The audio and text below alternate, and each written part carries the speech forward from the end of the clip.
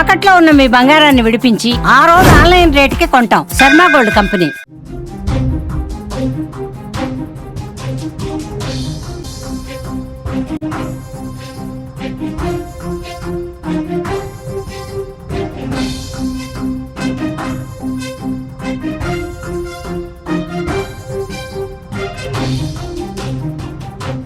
ఇది ఖచ్చితంగా భర్తలకు ఒక హెచ్చరిక అని చెప్పాలి. అరే ఇలా చెప్తున్నాడు ఏంటి అనుకుంటున్నారా? భార్యలు భర్తల్ని చంపుతున్నారు చూడండి. ఒకటి కాదు, రెండు కాదు, ఈ 2-3 నెలల్లో ఊహించని కేసులు, సంచలనం సృష్టించిన అనేక కేసులు తెరపైకి వస్తున్నాయి. నిజంగా భార్యకు భర్తను చంపాలనే ఆలోచన ఎందుకు వస్తుంది? చాలామంది భార్యలు, చాలా కేసులు చూస్తున్నాం వరుసగా. ప్రతిరోజు ఏదో ఒక జిల్లా, తెలుగు రాష్ట్రాల్లో చూస్తే ఏదో ఒక జిల్లా, లేకపోతే దేశవ్యాప్తంగా చూస్తే ఏదో ఒక రాష్ట్రంలో ఏదో ఒక కేసు ప్రతిరోజు సంచలనంగా మారుతుంది. ఇవాళ కూడా మీ ముందుకు అటువంటిదే మరొక కేసును తీసుకొస్తా. ఇది ఢిల్లీలో జరిగింది. ఢిల్లీలోని ఉత్తమ్ నగర్లో జరిగిన కేసు ఇది. మీరు స్క్రీన్లో చూస్తున్నారు. స్క్రీన్లో కనిపిస్తున్న భార్యాభర్తల పేర్లు. భర్త వచ్చేసి కరణ్, ఇతను కరణ్ దేవ్, ఇతను ఢిల్లీలో ఉంటాడు. రెండోది వచ్చేసి ఆమె పేరు సుష్మిత. ఈ ఫోటోలో కనిపిస్తున్న వ్యక్తి పేరు రాహుల్. ఈ ముగ్గురు మధ్య జరిగిన ఒక ఏమంటారు రిలేషన్షిప్, ఒక అఫైర్ ఊహించని విధంగా కరణ్ హత్యకు దారి తీసింది. ఆ హత్య మామూలు హత్య కాదు, మామూలుగా చంపలేదు. పకడ్బందీ ప్లాన్తో ఎట్టి పరిస్థితుల్లోనూ ఒక దృశ్యం సినిమాను చూపించింది సుష్మిత. ఢిల్లీ ఉత్తమ్ నగర్లో జరిగిన ఈ హత్య చూస్తే నిజంగా పోలీసులు కూడా షాక్ అయిపోయారు. ఎక్కడైనా భర్త చనిపోతే భార్య సంతోషంగా కనిపిస్తుందా? ఇంట్లో నవ్వుతూ తిరుగుతుందా? అసలు సెలబ్రేషన్ చేసుకునే ఆనందం ఆమె ఫేస్లో కనిపించడమే ఈ కేసులో అసలైన క్లినిక్. ఒకసారి కథలోకి వెళ్దాం. ఢిల్లీ ఉత్తమ్ నగర్లో ఉండే సుష్మితకి కరణ్కి కొన్నాళ్ళ క్రితం పెళ్ళైంది. ఇద్దరు కలిసి చాలా సంతోషంగా జీవిస్తున్నారు. కరణ్ మంచి వ్యాపారం చేస్తాడు. అతని వయసు 36 సంవత్సరాలు. కరణ్ దేవ్ తన భార్యను కూడా ఎంతో ప్రేమతో సంతోషంగా చూసుకుంటున్నాడు. కానీ కరణ్ దేవుని సుష్మిత ఏమాత్రం భర్తగా అంగీకరించలేదు. కనీసం ఆ సాటి మనిషిగా కూడా చూడలేదు. మొదటి నుంచి సుష్మిత మనసంతా తన బావ రాహుల్ పైనే ఉంది. కనిపిస్తున్నారు మీరు ఫోటోలో, ఇద్దరిని చూడొచ్చు. పోలీసులు అరెస్ట్ చేసిన తర్వాత ఫోటో అది. మీరు స్క్రీన్లో చూస్తున్న మీకు బ్లాక్, ఇతనే రాహుల్, ఇతనే సుష్మిత మనసులో ఉన్న అసలైన భర్త.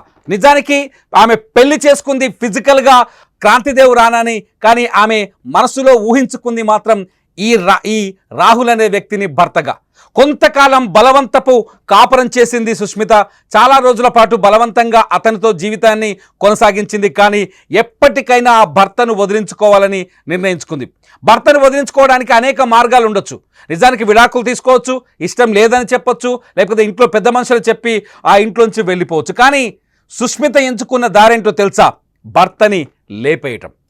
అతని హత్య చేస్తేనే ఆమె సంతోషంగా ఉంటాననుకుంది. అందుకోసం బావతో కలిసి ఒక మాస్టర్ ప్లాన్ గీసింది. ఆ మాస్టర్ ప్లాన్ ఏంటి అంటే నిజంగా మొత్తం దేశం ఆశ్చర్యపోయే మాస్టర్ ప్లాన్. ఒకరోజు జూలై 13వ తేదీన భర్త భోజనంలో 15 నిద్రమాత్రలు కలిపింది. ఈ నిద్రమాత్రల్ని అతను భోజనంలో ఆ నిద్రమాత్రలకు కలిపిన ఫుడ్ తిన్న తర్వాత ఊహించని విధంగా ఆయన షాక్లోకి వెళ్ళిపోయాడు. అపస్మారక స్థితికి వెళ్ళిపోయాడు కరణ్ దేవ్ ఎప్పుడైతే అపస్మారక స్థితికి వెళ్ళిపోయాడో అప్పటి నుంచి బావకి సమాచారం అందించింది. కరణ్ దేవ్ మరి కాసేపట్లో చనిపోతాడు అని ఒక నిర్ధారణకు వచ్చిన తర్వాత ఉత్తమ్ నగర్లో ఉన్న ఒక లోకల్ ఆసుపత్రికి హడావిడిగా తీసుకెళ్ళిపోయింది. సుష్మిత అప్పుడు బాగా నటించింది, కన్నీళ్లు పెట్టుకుంది. అయ్యో నా భర్తకి ఏం జరిగిందని. హాస్పిటల్కి వెళ్ళేలోపే కరణ్ దేవ్ ప్రాణాలు కోల్పోయాడు. ఆసుపత్రిలో అప్పటికి అతన్ని కొంచెం చివరి క్షణంలోనైనా డాక్టర్లు వస్తారు. ఆసుపత్రిలో అతన్ని కాపాడే ప్రయత్నాలు చేస్తారు.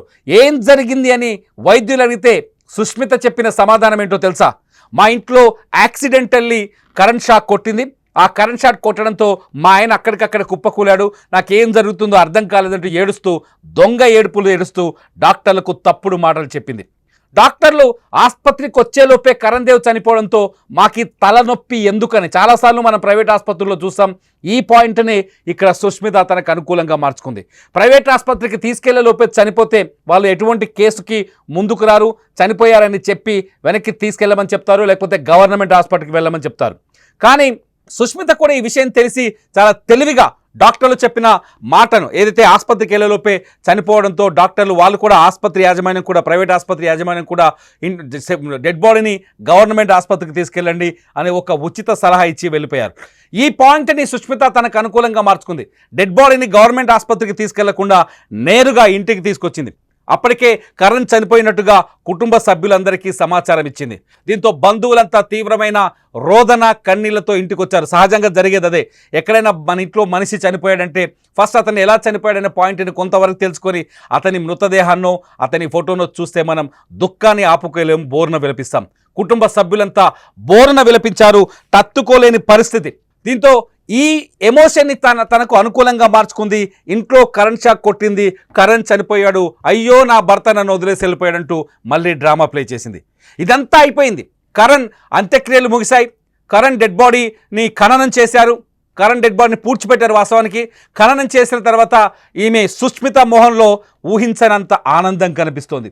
గతంలో భర్త ఉన్నప్పుడు అతనితో కాపురం చేస్తున్నప్పుడు కానీ ఎప్పుడూ కనిపించనంత ఆనందం భర్త చనిపోయిన తర్వాత ఈ సుష్మిత మోహన్లో కనిపించడం, సుష్మిత ప్రవర్తన వంకర టింకరగా ఉండడం, సుష్మిత అట్లాగే తన బావ, ఆమెకు వరుసకు బావైన రాహుల్కి మధ్య కొంత సాన్నిహిత్యం ఎక్కువగా కనిపించడం, వాళ్ళిద్దరూ కలిసి ఎక్కువగా మాట్లాడుకోవడం, ఇంట్లో హడావిడిగా కలిసి తిరగడం, ఈ డెత్ తర్వాత జరిగే కార్యక్రమాల్లో వాళ్ళ పాత్ర బలంగా కనిపించడం, ఇవన్నీ చూసిన కరణ్ తమ్ముడికి అనుమానం వచ్చింది.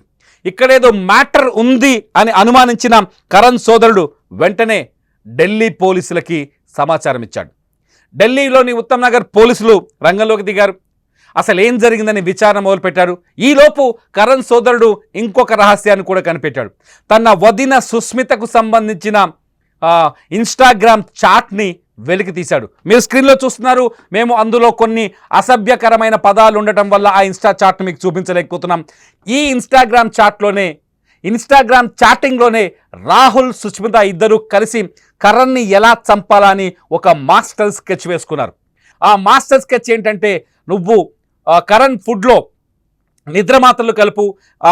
నిద్రమాత్రలు కలిపిన తర్వాత అతను అపస్మారక స్థితిలోకి వెళ్తాడు. ఆల్మోస్ట్ ఆల్ డెత్ దగ్గరకు వచ్చిన తర్వాత అతన్ని ఆసుపత్రికి తీసుకెళ్దాం. ఆసుపత్రికి తీసుకెళ్ళగానే అక్కడి ఆసుపత్రి డాక్టర్లు అయ్యో టైం అయిపోయింది, అతను చనిపోయాడని చెప్తారు. చెప్పడంతో డెడ్ బాడీని మనం గవర్నమెంట్ ఆసుపత్రికి తీసుకెళ్లకుండా తిరిగి ఇంటికి తీసుకెళ్దాం.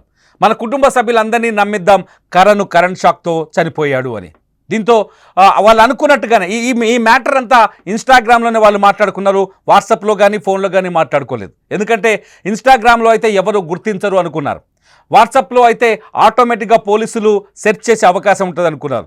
సరే, కరణ్ సోదరుడు ఈ ఇన్స్టా మ్యాటర్ అంతా కనిపెట్టి ఆ స్క్రీన్ షాట్స్ అన్ని తీసుకెళ్లి పోలీసులకు అప్పచెప్పడంతో రంగంలోకి దిగిన పోలీసులు రాహుల్ని సుష్మితని తీసుకెళ్లి తమదైన శైలిలో 4 తగిలించి అడిగితే మొత్తం కథనంతా కక్కారు. ఇవాళ 2 రోజుల క్రితమే నిన్న మొత్తం ఈ సంఘటన వెలుగులోకి వచ్చింది.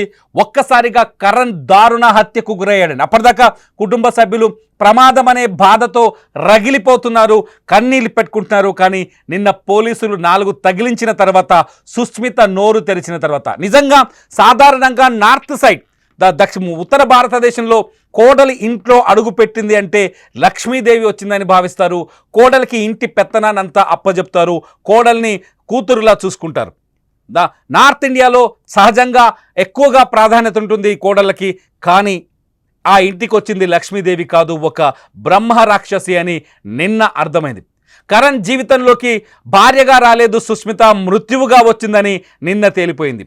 భర్త లావుగా ఉండటం, భర్త బిజీగా ఉండటం, భర్త తనకు నచ్చినట్టుగా లేకపోవటం, తన బావ చాలా అందంగా ఉండటం, తన బావతో ఎక్కువగా రొమాంటిక్ ఫీలింగ్ ఉందని ఫీల్ అవ్వటం, ఈ కారణాలతోనే కరణ్ని చంపినట్టుగా సుష్మిత పోలీసుల ముందు అంగీకరించింది.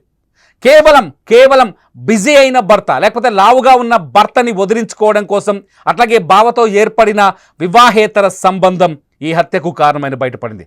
మొత్తం చిట్టా అంతా లాగితే ఆ తర్వాత రంగంలోకి దిగిన పోలీసులు ఒకసారిగా ఏదైతే డెడ్ బాడీని ఖననం చేశారో అక్కడికి వెళ్ళి కరణ్కి డెడ్ బాడీకి మరోసారి పోస్ట్ మార్టం చేశారు. పోస్ట్ మార్టంలో సుష్మిత చెప్పిన మాటలన్నీ, కన్ఫెషన్లో సుష్మిత చెప్పిన మాటలన్నీ నిజమయ్యాయి. అతను పాయిజన్ ఏదైతే నిద్ర మాత్రలతోనే చనిపోయాడని తేలిపోయింది. దీంతో కథ మొత్తం బయటకు వచ్చింది. అందుకే నేను చెప్తున్నాను, మీ స్క్రీన్ పైన చూస్తున్నారు, భార్యలు భర్తల్ని చంపేస్తున్నారు, జాగ్రత్త అని. ఒక్కటి సంఘటన కాదు ఇది ఒక్క సంఘటన కాదు. మేఘాలయలో మనం చూసాం, సోనం రఘువీర్ భర్త రఘువీర్ని పెళ్లి చేసుకున్న 6 రోజులకే మేఘాలయలో తన భర్తని, అంటే మధ్యప్రదేశ్ ఇండోర్కి చెందిన సోనం హనీమూన్ పేరుతో భర్తని మేఘాలయకు తీసుకెళ్ళి అక్కడ సుపారీ ఇచ్చి అట్లాగే తన ప్రియుడు సహాయంతో అత్యంత దారుణంగా భర్తను చంపేసిన సంఘటన గుర్తు చేసుకున్నాం. అలాగే మన మహబూబ్ నగర్ జిల్లా నాగర్ కర్నూల్లో కూడా భార్య ఐశ్వర్య తన భర్తని అత్యంత దారుణంగా తన ప్రియుడు సాయంతో చంపేసిన సంఘటన చూసాం. వరుసగా ఇలాంటి ఇన్సిడెంట్ చూస్తూనే ఉన్నాం. అయినప్పటికీ కూడా మళ్ళీ ఇటువంటి సంఘటనలు పునరావృతం అవుతూనే ఉన్నాయి. నిజంగా సోషల్ మీడియాలో కూడా కొన్ని మీమ్స్ వస్తున్నాయి, సోషల్ మీడియాలో కొన్ని షార్ట్స్ తయారు చేస్తున్నారు క్రియేటర్స్. దయచేసి, అంటే ప్రియుడు ఉంటే దయచేసి నన్ను చంపొద్దు అని భర్త వేడుకుంటాడు, అటువంటి మీమ్స్ కూడా తెరపైకి వస్తున్నాయి. అంటే సమాజంలో ఈ వివాహేతర సంబంధాలు ఎంత దుర్మార్గమైన పనులు చేస్తున్నాయి, ఎంత సమాజాన్ని ఎంతలా నాశనం చేస్తున్నాయని చెప్పడానికి ఈ వరుస సంఘటనలే నిదర్శనం. మీరేమనుకుంటారు? ఎందుకంటే మన ఇంట్లో కూడా ఆడవాళ్ళు ఉన్నారు, మన ఇంట్లో కూడా పిల్లలు ఉన్నారు.